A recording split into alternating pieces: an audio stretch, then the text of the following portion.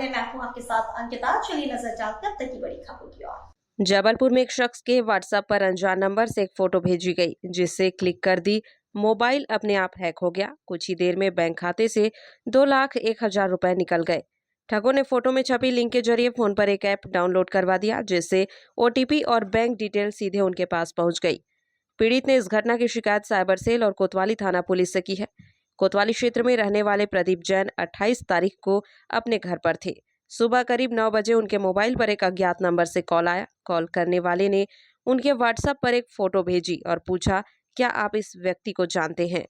Photo एक बुजुर्ग की थी। प्रदीप ने पहले मैसेज और कॉल को अनदेखा किया, लेकिन कुछ देर बाद फिर वहीं से कॉल, वही सवाल पूछा गया तो करीब 1:35 में इस नंबर से दोबारा कॉल आया। इस बार प्रदीप ने गुस्से में जवाब दिया, मैं इस व्यक्ति को नहीं जानता, और फोन कट कर दिया। इस घटना के कुछ देर बाद प्रदीप जैन के मोबाइल पर अपने आप एक कस्टमर सपोर्ट नामक ऐप डाउनलोड हो गया। इस दौरान उनका मोबाइल हैक कर लिया गया। तो फिर उनके मोबाइल पर केनरा बैंक से मैसेज अलर्ट आया, जिससे उनके खाते से कुछ ही मिनट में 1,01,000 रुपए डेबिट हो गए। प्रदीप जैन को समझ नहीं आया सब कैसे हो रहा है। मुझे तुरंत बैंक पहुंचे और बैलेंस चेक किया तो उन्होंने तुरंत खाते को लॉक करवाया और मामले की शिकायत अब साइबर थाने में दर्ज कराई गई है। बताया जाता है कि हैदराबाद के एटीएम से पैसे निकाले गए हैं। प्रदीप जैन की पासबुक में विशाल ऑनलाइन और जन्नतुल बीवी ऑनलाइन नाम से लेन देन दिखाई दिए। पुलिस साइबर सेल के अधिकारी नीरज नेगी ने बताया कि पहले ठग ओटीपी और फिशिंग लिंक के जरिए ठगी करते थे।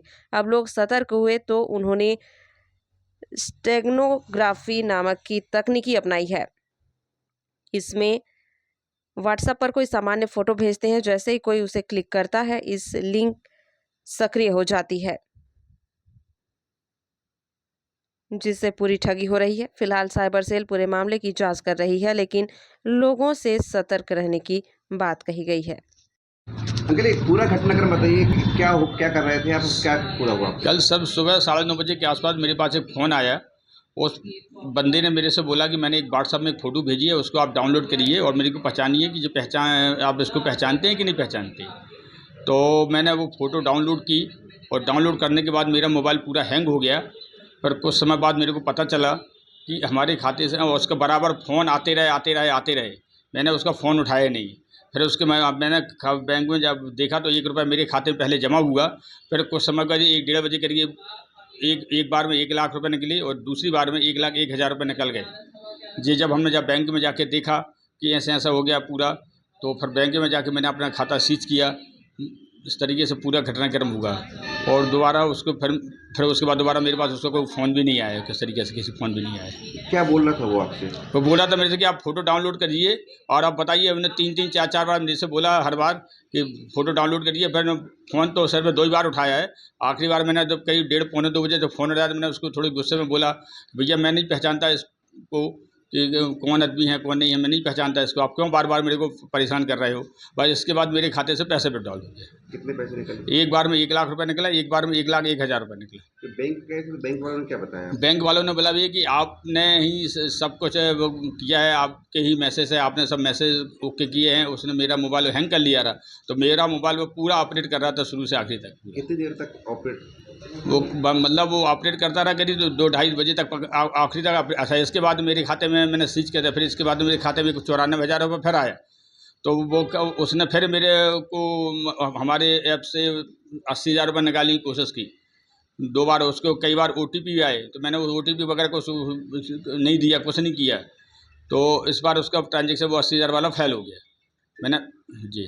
नाम क्या आपका? प्रदीप कुमार जैन। या यूँ कहें कि एक नया तरीका निकल कर सामने आया कि व्यक्ति के पास फ़ोटो आती है, डाउनलोड करने के लिए बोला जाता है और जैसे ही डाउनलोड होता है उसका पूरा मोबाइल एक तरीके से हैक हो जाता है और फिर तकरीबन 2,11,000 का ये ठगी का मामला है। पुलिस कहाँ तक पहुँची इसमें? कोतवाली थाना क्षेत्र अंतर्गत जो है मिस्टर प्रदीप हैं, वो जो है उनके मोबाइल पर एक वीडियो जो है वो डाउनलोड हुआ और ये उनके पास मैसेज था कि इस फ़ोटो को वो पहचान कर बताएं। जैसे ही वो डाउनलोड कंप्लीट हुआ उसके कुछ समय बाद में उनके अकाउंट से 2,11,000 तकरीबन पैसा जो है वो ट्रांजिट हुआ था।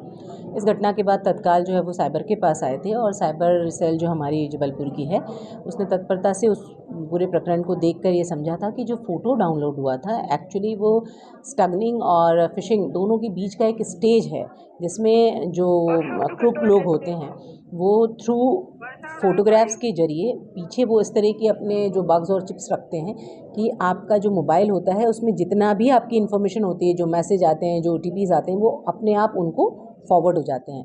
और इसी कारण जैसे ही उन्होंने वो फ़ोटो डाउनलोड किया उनके सारे OTP नंबर्स और मैसेजेस जो हैं वो कंसर्निंग हैकर्स के पास चले गए थे और इसी कारण उसने उनके अकाउंट से 2 लाख रुपए तकरीबन जो है वो विड्रॉल किए हैं। पुलिस इस घटना को देख रही है और समझने की कोशिश किया जा रहा है कि ये विड्रॉल किस बैंक में हुए हैं और जल्दी ही इसको हम क्लियर कर देंगे। ये नहीं लगता एक नया पैटर्न है या लोग कैसे इससे बच सकते हैं?